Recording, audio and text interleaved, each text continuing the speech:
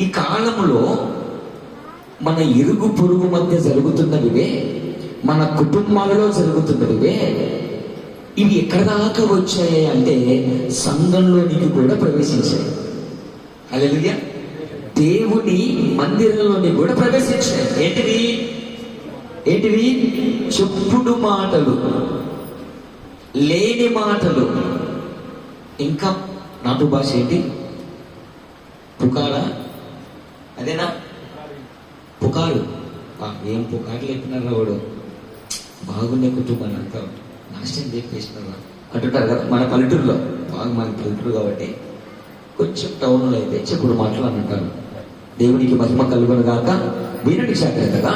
ఈ చెప్పుడు మాటల వలన లైవ్లో ఉన్న బిడ్డలు, మీ ఆత్మీయ స్థితి ఏ విధంగా ఉందో తెలియదు. ఈరోజు